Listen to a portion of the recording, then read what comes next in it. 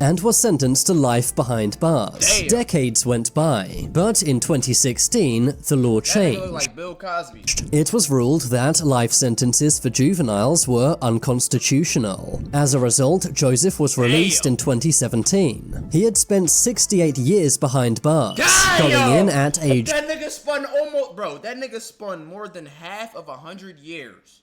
Spun more than half of 100 years, my nigga. Do that... 70 years, bro, keep me in the jail, bro. I don't want to get out. I don't want to leave. 15 and home. leaving at age 83. But here's the surprising thing. What's good, y'all, my nigga? It's your nigga Mirzy, consistent Mirzy in the fucking building. We got people who outlived insane prison sentences, my nigga. I'm not committing no crimes that do it. I got locked up when I was in 7th grade, my nigga. I ain't gonna lie. I feel like God did that on purpose to show me that that is not the place that I want to be when I grow up. And bro, when I tell you I am a goody two-shoes when it comes to this shit, I'm not breaking no laws. I'm not going on no drills. I'm not. The only thing I do is steal from a store, my nigga. I'm not going to jail, my nigga. I'm 22 now. I'm not going to big boy jail. You feel what I'm saying?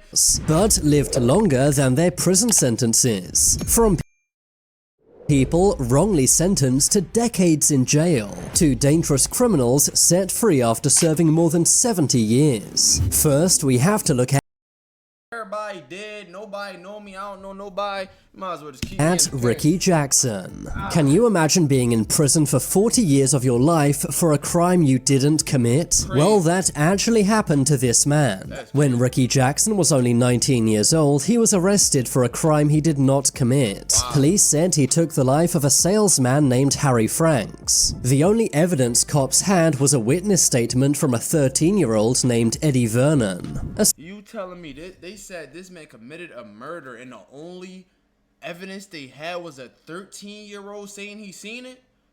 It was him? Oh, hell nah, bro. Hell nah. Aside from that one witness, there was zero physical evidence. Despite this, Ricky Jackson was found guilty.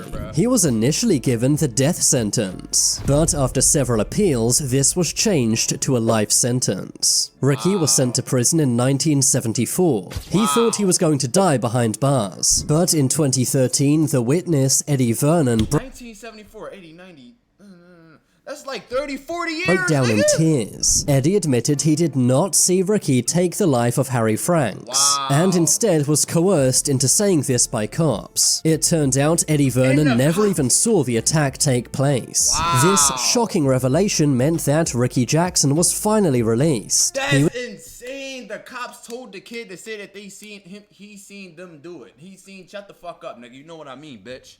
Fuck is you talking about? That's crazy. Was given freedom in 2014 after spending 4 decades behind bars. But sadly, this meant he was now an old man at the time. Ricky Jackson was given $18 million in compensation. But some say that's not enough for all of those decades lost. But would you take $18 million to lose 40 years of your life? Personally, I definitely wouldn't. Moving on, I could have made that 18 mil in them 40 years, my nigga. Fuck is you have to look at Betty Smithy. Betty Smithy is America's longest-serving female inmate. In 1963, this woman took the life of a minor. For this crime, she was given a life sentence. But while she was behind bars, she managed to escape 4 times, although she was caught again every time. Eventually, she decided to stop trying to escape and instead improve her life. She got educated behind bars and began writing poetry. In 2003, Betty applied for parole. She was rejected, but in 2012 she appealed again, and this time she was finally freed. She spent 49 years behind bars, but was finally made a free woman at 69 years old. Some said she should never have been released due to her crimes, but the judge believed Betty had changed behind bars. What do you think? You take a life, you take a life. Is 49 years in prison enough or not? Moving along, we have to look at Thomas Trantino. In 1963, Thomas Trantino got drunk. He then got into an altercation with 2 cops and ended their lives. He was arrested a few days later and in court was given the death penalty. He was on death row for 8 years until 1971. That was when New Jersey abolished the death penalty. Yo, what is death row? He said he was on death row for 8 years. What, they just sit there and wait till they die? Like, what type shit is that? meaning crazy. that Thomas's sentence was changed to life behind bars. While he was locked up, Thomas wrote 2 books. In 2002, he applied for parole and, surprisingly, was released. He spent 39 years in prison, making him New Jersey's longest-serving prisoner. Some people, especially cops, were annoyed that he was released. But do you think nearly 4 decades is enough for what Thomas did? Moving along, we have to look at Joseph Ligon. In 1953, 15-year-old Joseph Ligon was sentenced to life in prison. You see, Joseph had got drunk and decided to do some robberies. Bro, you're getting drunk at 15, you know there's something wrong going on in that household, bro, because why are you picking up liquor, bro? Why? At 15? This caused 6 men to be injured and 2 men to lose their lives. Joseph Ligon was found guilty for what he did and was sentenced to life behind bars. Decades went by, but in 2016, the law changed. Like Bill Cosby. It was ruled that life sentences for juveniles were unconstitutional. As a result, Joseph was released in 2017. He had spent 68 years behind bars, going in at age... That nigga spun almost... Bro, that nigga spun more than half of 100 years.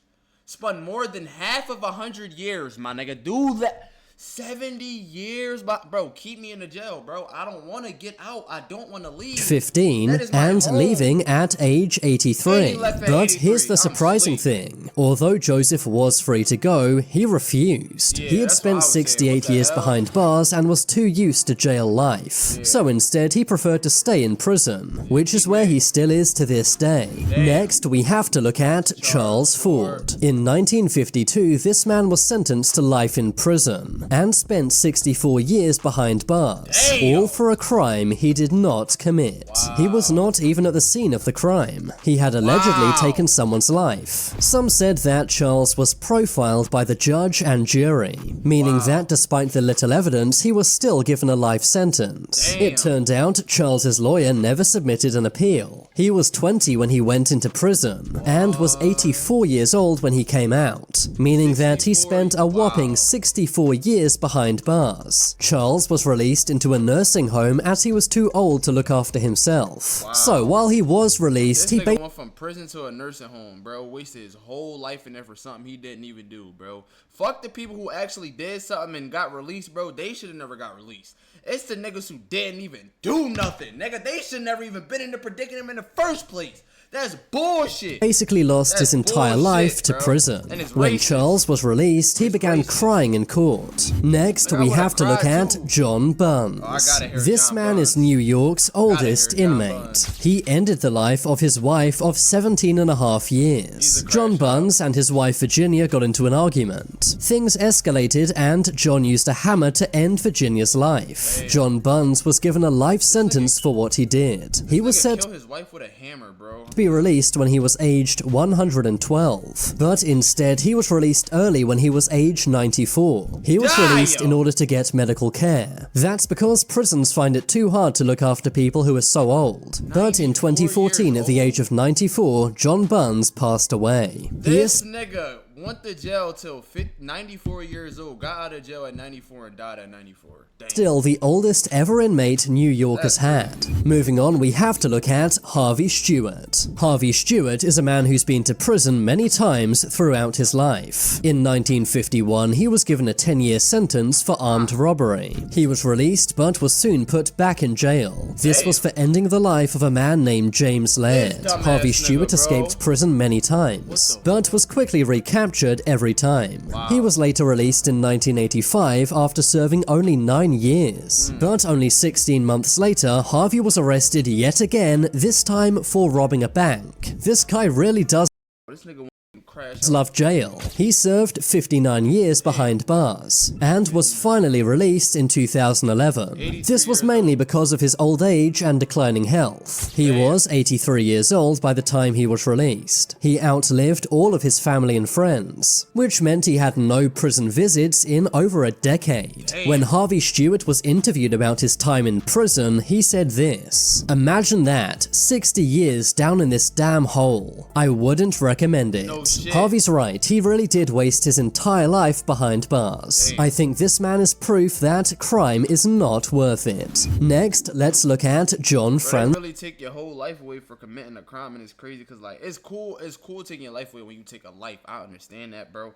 But this nigga's out here getting charged for fucking homicides for smoking weed. Remember Meek Mill getting charged for homicides for William bikes. That's crazy. Like it's Zeze. crazy, John bro. Franzese was a member of one of the fuck. USA's most deadly mafias. That is, the Colombo crime family. He soon gained a reputation as one of the mafia's most dangerous thugs. He claims to have ended over 50 lives. Damn! But he was never convicted for this. This nigga's a Instead, he was hitman. given a life sentence for a different crime. That was orchestrating many bank robberies around the USA. So this nigga kills over 50 people, and this nigga's only convicted for the bank robberies that he committed, bro. Bro, this nigga's a demon. He was given 50 years behind And he only got bars. 50 In years! 2011, John was released at the age of 93. In 2011, at the age Bro, of if he was black, bro, he would have been in the can the whole life. 93, bro. John That's Franzese was crazy, given an bro. extra 8 years behind bars. Wow. This was for extortion and loan sharking. In 2017, he celebrated his 100-year-old birthday behind bars, and was released later that year. In total, John Franzese spent over 40 years in the That nigga look good as bro. That nigga look healthy as shit for 100 years old. I will not lie to you. That is bro. He look at least like 60, 70, bro.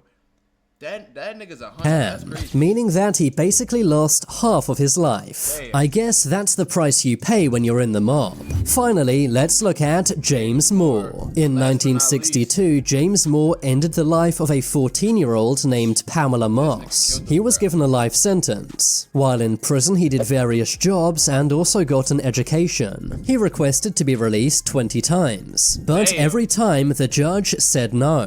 That was until June of 2022. He was finally released after spending 60 years behind bars, 60 but he is now in full-time care and had to have both of his legs amputated. Now it's Damn, time that for you nigga to make both your his voice legs cut heard. off. Comment below, do you think life That's crazy, bro. I ain't gonna lie. That's why I'm not committing no crimes, bro.